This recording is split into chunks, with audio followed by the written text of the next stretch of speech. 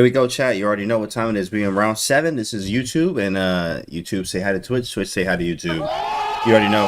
Let's go. We in round 7 of my last tournament in Charlotte. That's right. They already say a lot. Says YouTube say hi to Twitch. Twitch say hi to YouTube. That's right. That's right. Exactly. Fourth wall contributor, legend 75 mini. Somebody got something from somebody just purchased the order. Somebody. So Drew Hamlin. Shout out to you, bro. Thank you so much for you just copped something from the store apparently here. So yeah, by the way, the store we talking about right here is as we take a quick shortcut, Shop Canty merch right there. Shameless plug, absolutely. Calculation over everything. Oh yeah, yep. Shop Canty merch. We just dropped the new stuff right there as well. Thank you so much for your order over there. I'm gonna send you a message too as well, because it comes personally. With every order, I can send a personal message to you. I'm actually going to do that for you, big fella. Appreciate it. All right. So into the game. This one is round number 7. In my most recent tournament, I was in Charlotte. I'm playing newly minted IM. In fact, he just became an IM actually after this tournament. Maybe not right after this tournament. And he played another one. And then he became an IM. He became an IM. Big shout out to him. Tianki Wayne. Everybody's leveling up. Everybody's leveling up. Josh too. Shout out to my guy, Josh Postuma. He leveled up. That man just became an IM yesterday. It's now my time. So let's go. It's time to level up. But this game is I'm playing Tianki Wayne. He has at this point he has 3-4 IM norms. He just needs 2400 FIDE. So basically IM. He just needs this one called Endgame. And shout out to you, J Star, for the 4 months. Says best streamer, easy. Appreciate you, big fella. Thank you so much for the 4 months, bro. I remember when he was just a troll in Chessboxing chat. Oh yeah, he's Postuma. Yeah. Postuma just hit IM yesterday. Shout out to my guy Josh. He literally just hit International Master yesterday. So he's officially an IM and nice stuff. So Book of Canty, Rise of Jedi. That's right.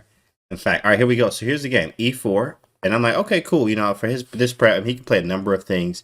And then immediately he goes E6 and I stand up and walk away. I'm like, what? Garbage. Immediately. I'm like, bro, what is he doing? Right now, of course, here's one thing. We always trash the French because we say it's garbo. But of course, when you're playing against stronger players, or even players that are really strong, in fact, when you're playing really strong players, any opening that they play can be deadly and also problematic, especially if they know what they're doing and they know the ideas. In fact, even Fabi is a French player. I mean, we still gonna put this out there. Garbage. Absolutely. Even Richard Rapport, he can catch this L2. Garbage. That's right. But of course, the French it's very solid in certain areas if you know what you're doing, and etc. So let's see what happens, right? We go D4, D5. There's many ways to meet the French. You can go the King's Indian attack route, which is I actually mentioned this in my French playlist on YouTube. But the KIA, which is Bobby Fischer's big fan of this, a favorite. Morozevich actually too as well. I like playing some KIA myself, King's Indian attack, because it just gets away from the theory. And so I go D4 though. I go D4. My man's go D5. I go Knight C3, Knight F6. And here I thought for a minute. I'm like, which way do I want to go? And, you know, I can go E5, I can go Bishop G5, I can even take the pawn, which I don't really like at all. But let's see what happens, right? So I go Bishop G5, and then he goes H6, and I'm like, okay, cool. So I take, and then he takes with the queen, and I'm like, bro, I have never seen this in my life. And I'm like, yo, he's blitzing this stuff out. And I'm like, this is a pawn sack. And I was like, you know what? I'm not a fan of even my coach when we went over this game. And we learn from games, every single one, wins, losses, draws, every game you should learn something from it. But here, I didn't go through this, and in post-game analysis, not that I could have taken this pawn, but the compensation that black gets after like Bishop B4, do you take the second pawn, and all this extra stuff, especially when you're not prepped. I'm not trying to go into any of all that stuff, so I go E5. Now remember, this is called Endgame, right? That's the name of today's analysis, called Endgame. He goes Queen D8, and here I'm kind of out of book. I am. In fact, I'm out of book. In fact, I'm actually not even doing good here at all. In fact, the worst thing to do was actually to do this structure without having the dark square bishop. Bruh. So I really didn't. I was kind of thrown off because after bishop takes F6, E5 seems natural, but it actually is a bad move because the dark squares are now like actually weaker a little bit, but also I have an attacking position and like my bishop is gone. My bishop should be still on the board, to be honest. My dark square bishop, right? So I go to Queen G4 just to be annoying and try to like keep the bishop here because I know he wants to play C5. He goes Bishop D7, and I'm just weirded out here. I should have played Knight F3, but for some reason I castle.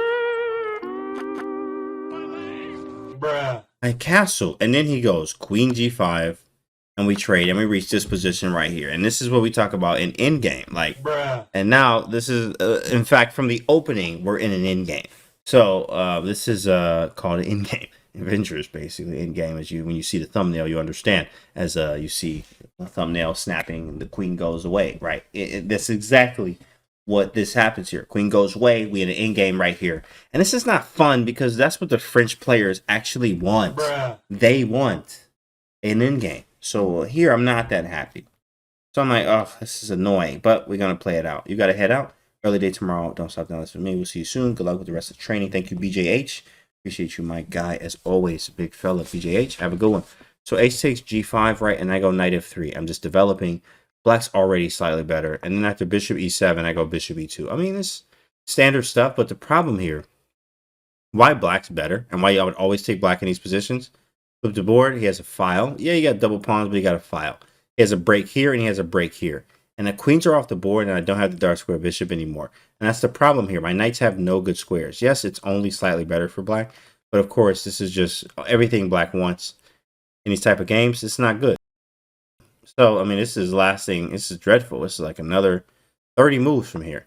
A6, right? Knight B1. Okay, so I'm trying to reroute the knight. He goes bishop to B5. I'm like, what? Bruh. Bro, like, this is just so strange. Like, look at the bishop. So I take it, right? But, of course, I was thinking of king D2. I probably should have went knight C3, honestly, which is what I was thinking of. I was thinking of knight C3, but there's like some weird G4. And, like, I'm like, bro, what the heck? So I just, I take. I'm like, you know what? I'm just going to give him 2 sets of double pawns. Like, yeah, his rooks are active, but you got 2 sets of double pawns. Maybe we can do something with this later. I mean, this is such a strange position, right? Like, look at the G and B pawns here. Like, what is this?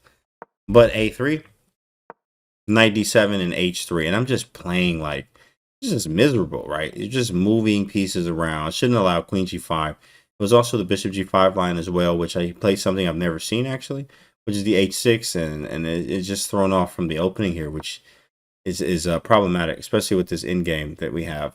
Right, so I'm just trying to make light of the situation. I play rook e1. He goes here, then I realize he's going here and here, which is very, very annoying. And it's kind of hard to stop this. In fact, g3, I don't want to play g3 ever. But I kind of had to over time. After rook h1, knight g6, I even looked at king here. I think walking the king around, bringing the knight in. Like, this is just miserable. Knight here, here, here. This is just ugly, especially playing for white. Playing with white, like you want an advantage. So, I know I don't have an advantage. It's not fun. So, I play g3. He goes king d7. And black has all the play. They just slowly do whatever they want to do. And this is endgame here. I mean, but I have a very bad game because I don't even have any pawn breaks. Whoever controls the pawn breaks controls the game. So, f6 is a break. c5 is a break. It controls the c4 break. f4 I can't really play. The knight's bad. Pieces are just terrible here, right? Knight b to d2, and this is right. End games are good. I mean, if you and for the players that play the French or the Caro-Kann, it's actually good to understand. Trades definitely help. So trading the queens early will be great. Have an end game, and you have generally no risk at that point, or virtually no risk at that point. So it was great understanding. Obviously, in the opening, casting queenside was a blunder in a way, allowing black to be able to trade queens. I mean, I have to play anything else. You don't play queen g4 to trade queens, right? You actually play queen g4 to be aggressive, but after casting, I realized, oh, wait, he just played queen g5, which is strange. So I should have played knight f3, which is a natural move, but I think I wanted to keep f4 open. But knight f3 was just natural. Should have played knight f3. And then castle, keep the queens on, keep it that kind of game. But obviously, you know, queens come off. And now we're in the end game from the opening, and it's starting to get bad. I go rook h1, g3, king d7. I'm just trying to maneuver. Easy plan for him. He doubles on the file. He goes f6 first, right? So he goes f6 first to break this up, and c3. I mean, it's just a matter of time before the position collapses for white here. As the center's bad, I mean, the king's not the best place towards this king. Knight's really bad, no squares, right? This rook is terribly placed, but it's just a matter of time. So I'm playing on, right? So rook f8, I play b4 because I really have no other moves really. I'm like, what else do I do? He's gonna break this open, and I actually had to capture here, which is crazy. me and my coach went through this, and engine says best move pawn takes. But pawn takes because I couldn't allow this, and I had to just let it happen. After pawn takes, I can play rook e1 or even rook here. And I mean, this is terrible. Like, you do not want this to happen, but like it's going to happen. It is what it is. It's better than what happened in the game.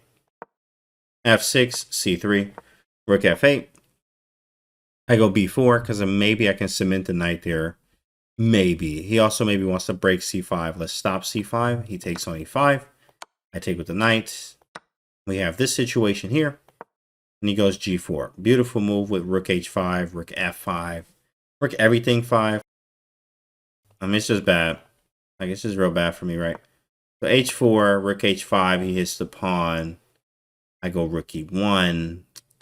And I was thinking if he went rook f5, right, I was going to go f4. I was going to go f4 here. And after en passant, g4. Like, that's crazy. And then after rook takes e5, rook f1. And this is all in calculation. Remember, COE, right? Calculation over everything. Let me put that little emote. We actually got an emote for that too, chat. Just so y'all know. COE, right? So, but you know, he has rook e2 here, which is crazy. I saw all of this. Rook takes is bad. And if I take with the, man, this is like a nuts line. Because if I take his rook, he takes mine. And I saw this in calculation. But it just wasn't working, right? It just wasn't working.